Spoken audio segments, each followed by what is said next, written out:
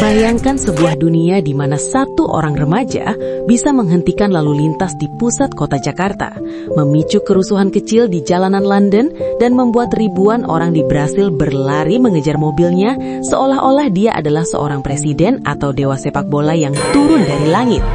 Namanya adalah iShowSpeed.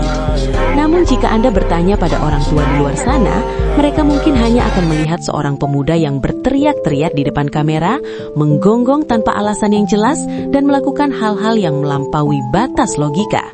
Tapi itulah masalahnya, dunia lama tidak pernah siap untuk apa yang dibawa oleh pemuda asal Ohio ini. Dia bukan sekadar konten kreator, dia adalah badai kategori 5 yang menghantam industri hiburan digital, menghancurkan semua aturan yang pernah kita pelajari tentang bagaimana cara menjadi terkenal di internet. Dalam 2 tahun terakhir, Speed telah melakukan apa yang biasanya membutuhkan waktu puluhan tahun bagi bintang Hollywood.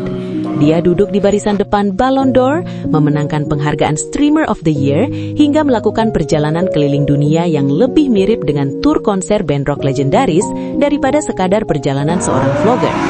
Kita melihatnya melompati supercar yang melaju kencang, hampir membakar seluruh kamarnya karena kembang api di hari kemerdekaan, dan secara konsisten mempertaruhkan nyawa atau setidaknya reputasinya demi satu hal, reaksi penonton.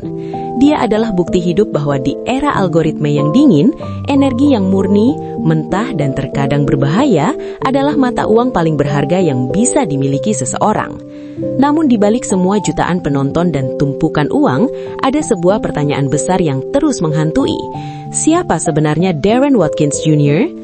Apakah semua ini hanya akting yang direncanakan dengan sangat rapi, atau kita memang sedang melihat seorang jenius yang tahu persis bagaimana cara memanipulasi perhatian manusia modern? Banyak yang membencinya, menyebutnya sebagai contoh buruk bagi generasi muda, atau sekadar beruntung karena viralitas sesaat.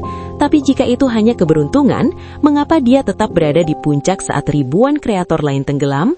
Mengapa setiap kali orang mengira karirnya akan berakhir karena kontroversi, dia justru bangkit dan menjadi 10 kali lipat lebih besar dari sebelumnya? Untuk memahami ledakan ini, kita tidak bisa hanya melihat Speed yang sekarang.